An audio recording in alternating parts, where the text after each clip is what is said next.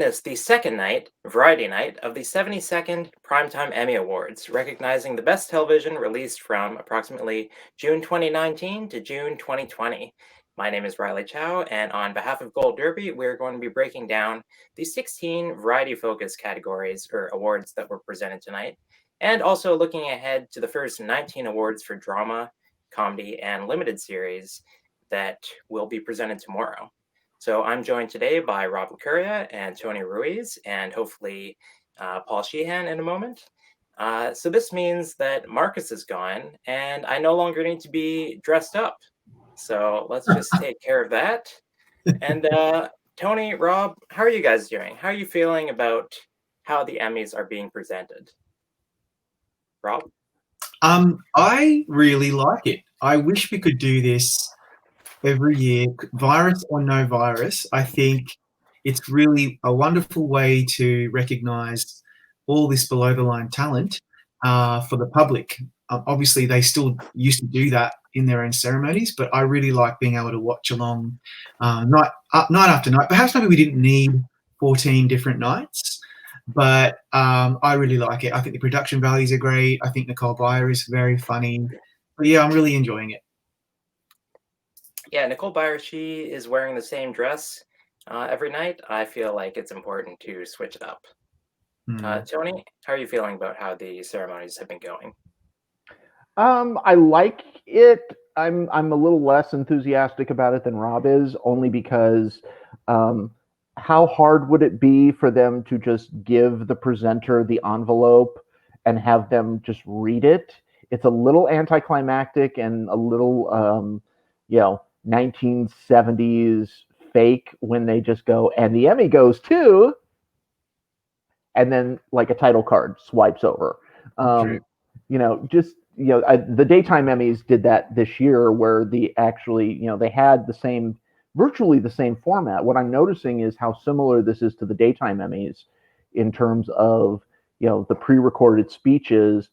But what the daytime Emmys, I think, did really well was that there was a certain level of reality and a sense of time in that the presenters actually had the envelopes in their hand where they were actually reading out the winners, which I think would add just a teensy bit level of, something. But overall, I particularly enjoyed the in memoriam segment. I think that's so rushed every year during the regular ceremony that to see it space out like that, I think it's really nice, actually. So Tony, what I was getting from you is that you're equating the daytime Emmys with the primetime Emmys, because that's kind of a contentious opinion in general. I live to be contentious, and I do. I live for it. And as somebody who actually cares about the daytime Emmys, and will hold on to his love of soaps until his and or their dying breath, the daytime Emmys this year, I think, were fantastic, and really provided a roadmap of how award shows should do this, because it was actually one of the best daytime Emmy shows that they've had in recent years. And in recent years, they've been doing them all live, and they've been disasters for the most part. And this one was so tight and well put together that I think that the primetime Emmys should, maybe take a little notice of what the daytime Emmys were doing.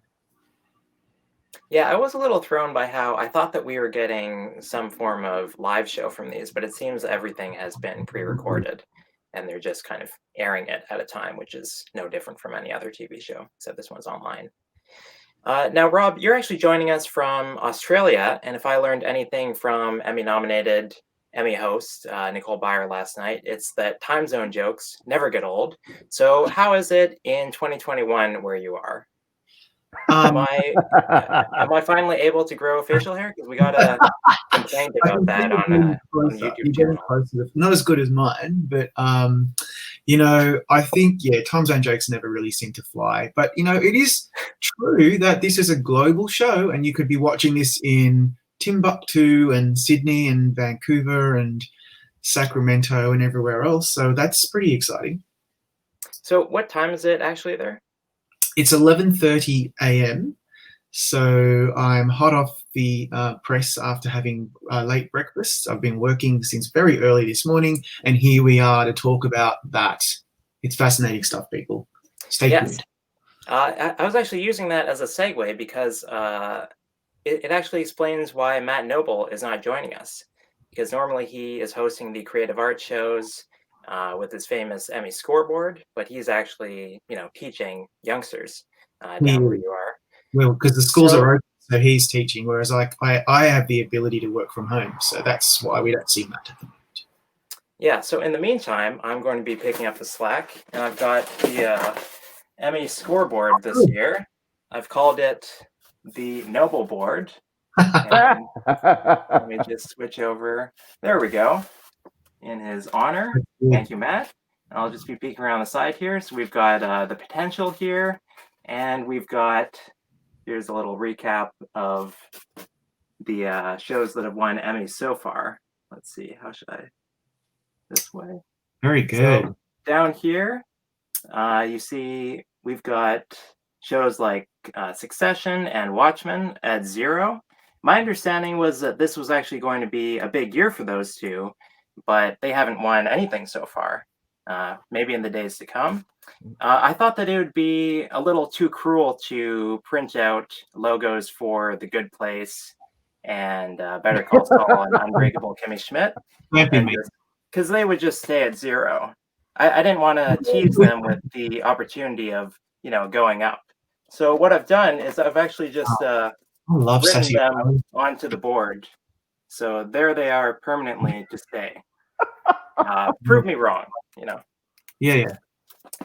Also, what I would like to draw attention to is up over here, we've got Primal winning 3 Emmys. We've also got Zoe's Extraordinary Playlist, Joseph Gordon-Levitt, Archer. They all won awards that were announced before any of the creative arts ceremonies. They won juried awards. So you have a show like Primal, which actually got 0 nominations, and it went straight to 3 wins because that's how the juried award works. So this year's Emmys are actually being presented in 7 batches, if you include that pre-announcement. So this is where we are. We've got RuPaul up top. We've got SNL, Last Week Tonight. Lots of things happening, but also nothing really interesting happening so far. So let's talk about how boring tonight was. Can we?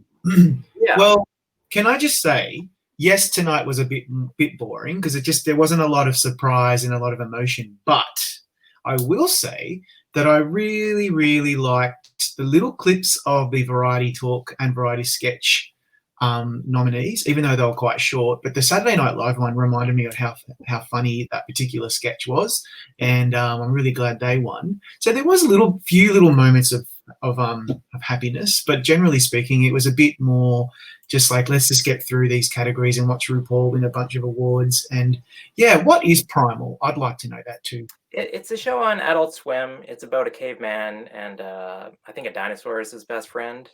But apparently it's really well animated because it was awarded 3 times for achievement and animation.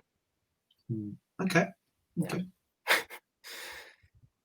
Yeah, what I noticed about tonight was that we pretty much got all the same winners that we got last year, or what the Emmys did was they went really far back and brought something back to the winner's circle that they hadn't awarded in a long time, which is not exciting at all. So the Kennedy Center honors, they won music direction, and you think, okay, yeah, the Kennedy Center honors, they tend to win a lot of Emmys. But not really. They actually have not won an award since 2014. So it seems like we're kind of sliding back a bit. Same with the Oscars. The Oscars wins an Emmy. It doesn't really raise an eyebrow, but they won sound mixing for the first time since 2012. They won production design for the first time since 2014. So we had those winners. We had other winners from last year. The only new winners that we got were The Masked Singer for costumes, live in front of a studio audience for technical direction, and RuPaul for makeup. So what I'm seeing is that The nominations, they seemed really exciting this year, where the Emmys were embracing things that they might not normally have. But in the terms of the winners, it just seems like the same old, and actually more of a retreat than normal. Yeah, I would agree with that. Is that, and I think you're spot on in terms of the quotes, the clips that they showed. The clips that they showed, I thought, really highlighted. As I was watching some of the clips, I was like, wow, I wonder if that could win. I wonder if that could win. And then they went back to the same old winners, like, how many Emmys is this for Don Roy King? How many Emmys is this for SNL? How many Emmy, it just seems like for John Oliver, how many times are they going to go back to those wells? And is there going to be, it almost seems like, unless the current winner takes themselves out, unless they pull a Candice Bergen and take themselves out, there's no room for anybody else to break through. And I actually thought that this year might be a chance for some of these other people to break through. Yeah. Anything to, yeah.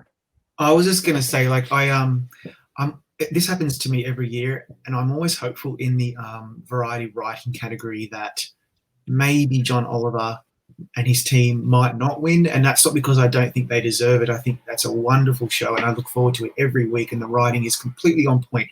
But that's beside the point, because they win every year, and there are a lot of other really, really good variety talk series in particular that are really smashing out some amazing writing, especially in this era of, polarization and the Trump administration. And I get really disappointed because, like, for example, the Seth Meyers show only has one nomination, and has only had one nomination for a few years, I think.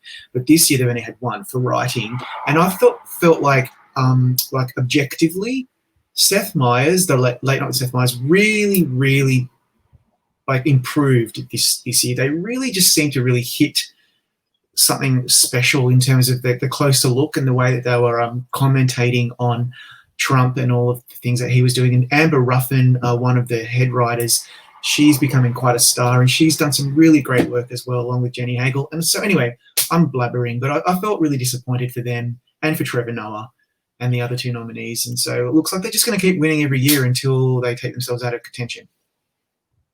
Yeah, Last Week Tonight is looking really strong this year. I'm still predicting The Daily Show to win the main award.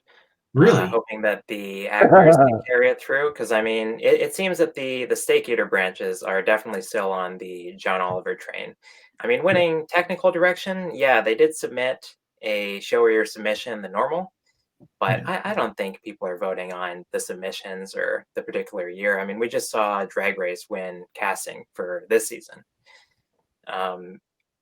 Yeah, and John Oliver is winning across the board for the Slap Suits episode. I think it's the 29th episode of the 6th season, even in the writing category, where submissions aren't publicized like in the other categories, if you're playing along at home. I don't know. I was actually predicting Trevor Noah for a while, and after seeing, John Oliver, I'm switching. Never underestimate the Academy's tendency for complacency. They when they like something, I mean, otherwise we wouldn't have had the Daily Show for 10 years when Jon Stewart was the host. Right. So I like that. You're brave. You're brave, Riley. Smart, not so sure.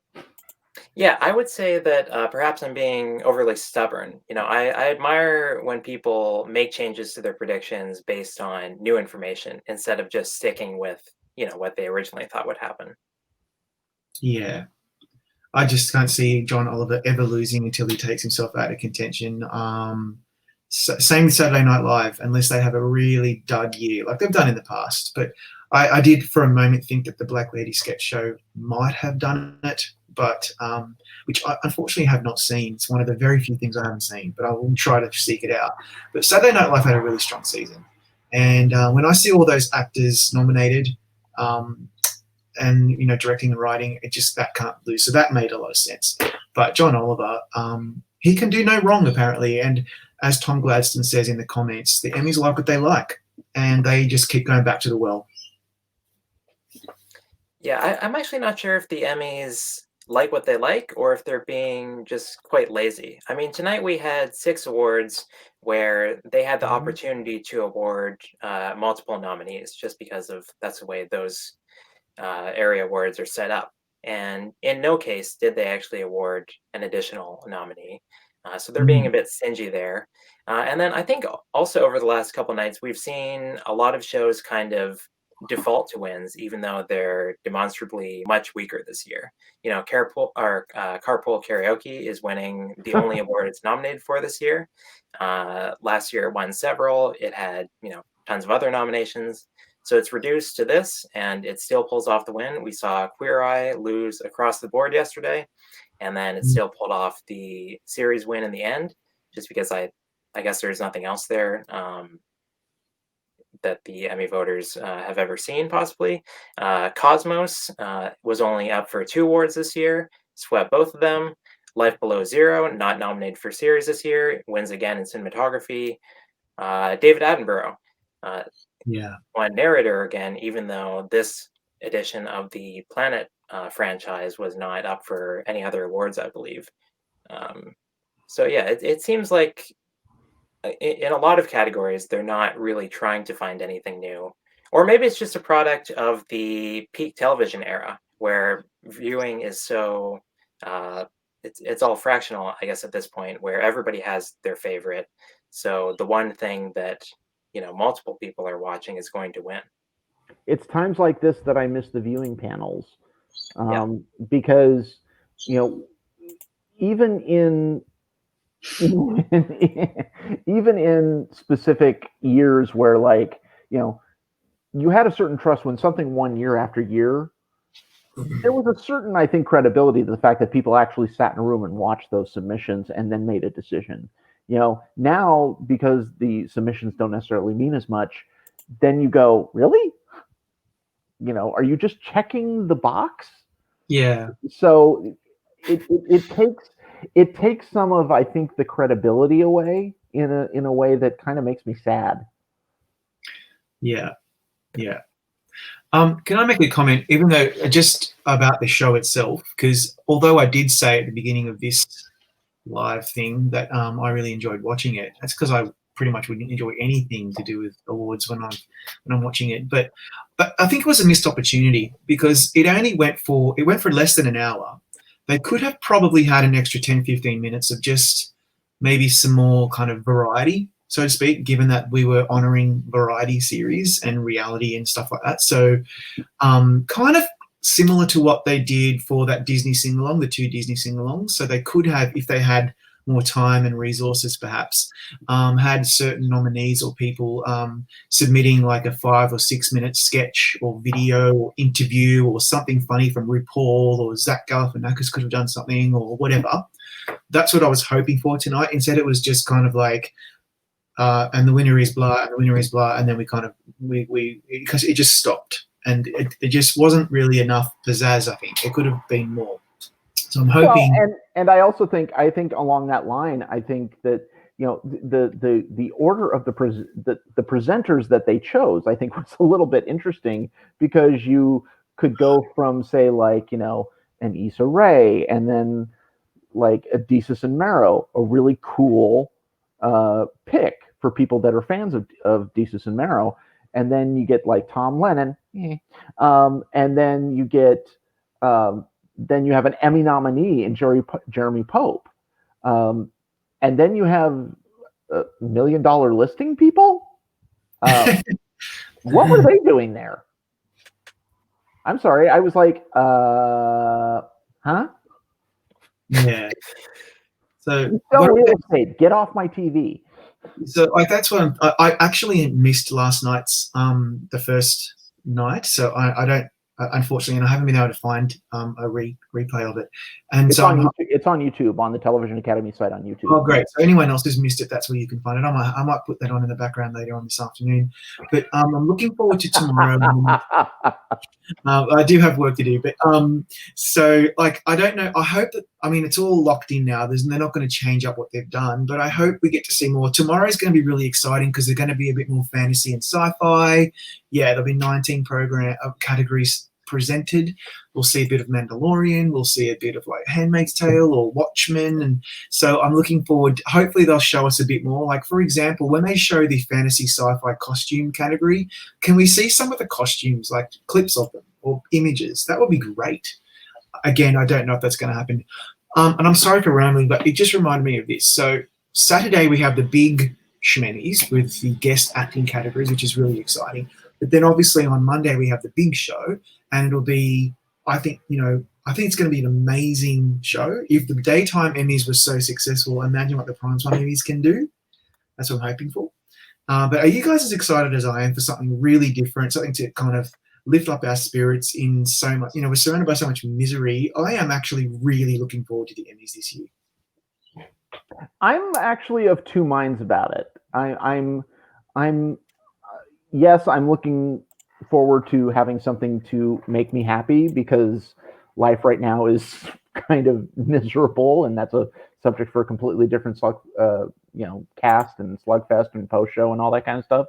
But on one hand, I am looking forward to see what they do with it. On the other hand, there is a certain, I think, depressing aspect of the fact that, so many, I think, of the winners that are, at least Gold Derby as a whole is predicting, that there's not going to be that.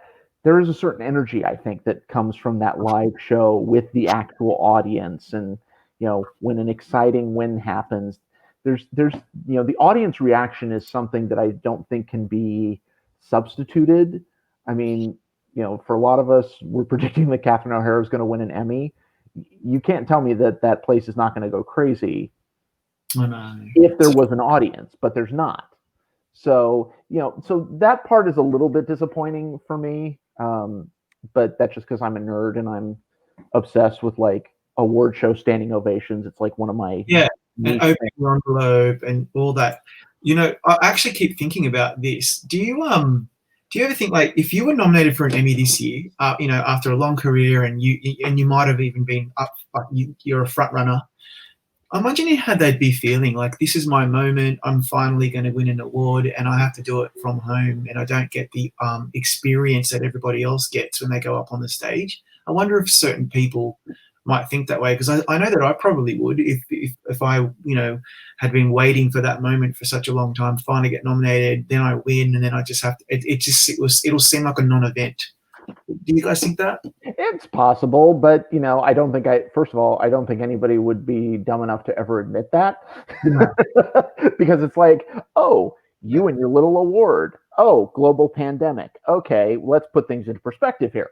But yeah, at the same time, I mean, it's got to be, kind of a kick in the pants. But I think fortunately, it's a kind of a kick in the pants that Hollywood is getting across the board, just in terms of everything that's going on. And when you put it into the perspective of what everybody else is dealing with, I mean, I think it's a double-edged sword, I think, even in the best possible situation. Yeah, I feel like it is what it is. We're all kind of in the same boat here. So. But can we talk about what's really, really important about tonight? And that is that Kerry Washington finally has an Emmy. Cool. Finally! And the gay gasp that exuded from me was just like, I don't care why Kerry Washington has an Emmy. I don't care what she won it for. She has an Emmy.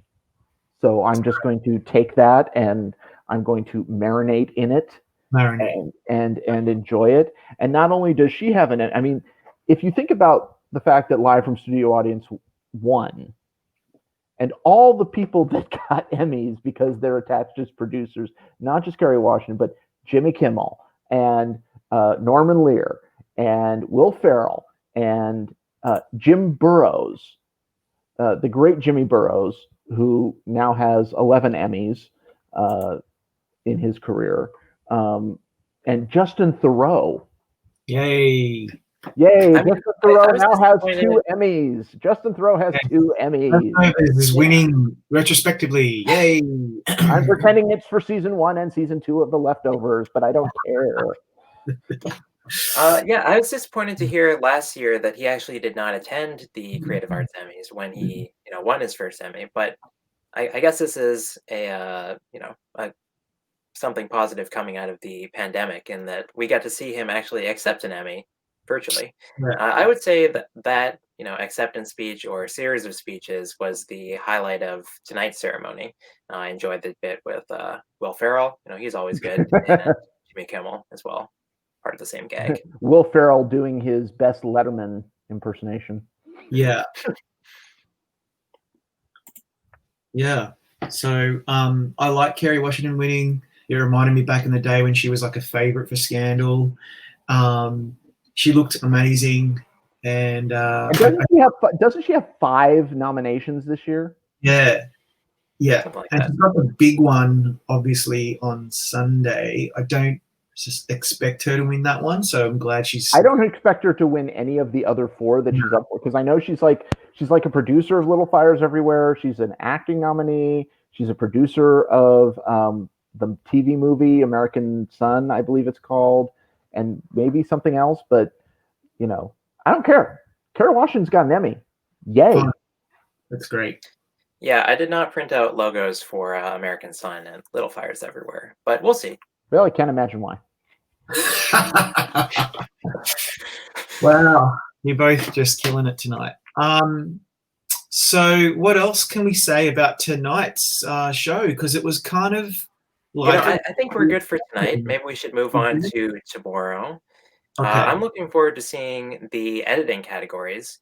We'll see, a couple episodes. You're always looking forward to the editing categories. You should change your name to Riley Editing Chow.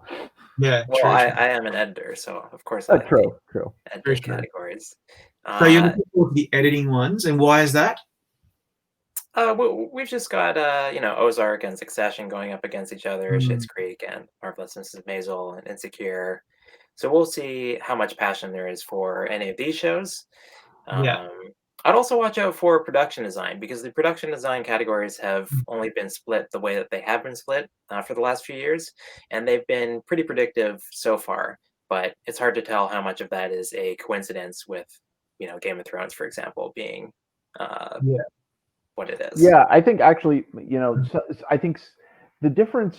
The thing that I would look out for this year is that I don't necessarily think that, at least on the comedy side, I don't think that necessarily the below the line wins are going to necessarily tell us everything, because Marvelous Mrs. Maisel, of course, has this gargantuan budget, and is basically a series of little movies that they spend millions and millions of dollars on, and Schitt's Creek is this tiny little Canadian show. So whether those wins, Maisel could conceivably clean house in a lot of the technical categories, but I don't think that necessarily is a prognosticator for what will happen in some of the series categories. Yeah, we saw for years, like Veep, for example, might win only casting and lead actress before it wins series. I think we could see, the same thing happen with Schitt's Creek.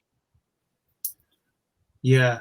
I'm really looking forward to the costume categories, particularly fantasy sci-fi costumes, because that has some really great work in it, particularly by Watchmen and Handmaid's Tale and other shows. And I'm really looking forward. I'm just looking over here. Cinematography is always a really big highlight for me, particularly this year. The half-hour category has like Mandalorian and 2 Insecures and a whole bunch of really great shows. And then, of course, if it's going to be in this order that I can see in front of me, it'll end with the 2 visual effects categories, which is always really exciting for me too, because, again, that's where we see a lot of sci-fi and fantasy and stuff that doesn't get nominated elsewhere, although I expect Mandalorian probably win the first one, and supporting one, I'm not sure. It probably won't be in that order, because the order that the Emmys had out tonight, it was the actual order was completely different than that. Oh, was it? Okay. Yeah. Again, it just shows you how I've got no idea what I'm talking about. But whatever. But you're pretty, and that works. Oh, mate. There's a reason why we get along. So yeah. I'm sorry, Yeah. Riley. Go ahead. No, Riley. I'm Back to sorry the to Emmys. cut off your joke there. I'm worried that people didn't hear it. No, of course not. No, but actually, one of the things that I'm looking forward to is I think with some of these categories, I think even maybe you can expect something like The Crown to sneak into some of these, because we've had a tendency, and I say tendency. This is the third season of the show. Last time The Crown was in, all of a sudden it surprised us in certain categories. So you never really know with some of these below the lines what's going to pop out. As an example, see Emmy-winning Masked Singer. Yeah. I'm glad that they went for the Masked Singer, just because it's something new. And the costumes is really what the Masked Singer is all about. Like, it's the best thing about the show, which I think is, sorry to say, terrible, but I think the costumes are incredible, and so I'm really happy. You mean people don't tune into that show for Jenny McCarthy's quips? Yeah, probably. Yeah, and you should see the Australian version. It's just abysmal. But anyway, the costumes are amazing. Designed by the guy who did Priscilla Queen of the Desert, Tim Chappell. Anyway, okay. Well, then that wins it for me. Okay. Yeah. Yeah, I feel like that kind of goes back to something I was saying earlier about how, RuPaul, it is winning all these categories this year, but it's also losing categories that it normally wins or it has won in the past, like directing, like costumes. So it makes me wonder how much passion there actually is suddenly for it, or if it is just getting the awards that it's getting by default. I was actually surprised that in some of the technical categories, you saw something like The Little Mermaid, which was, from my perspective, kind of a train wreck, but was an absolutely beautiful train wreck. I was actually surprised to see I was surprised to see, production design go to the Oscars and not something like Little Mermaid.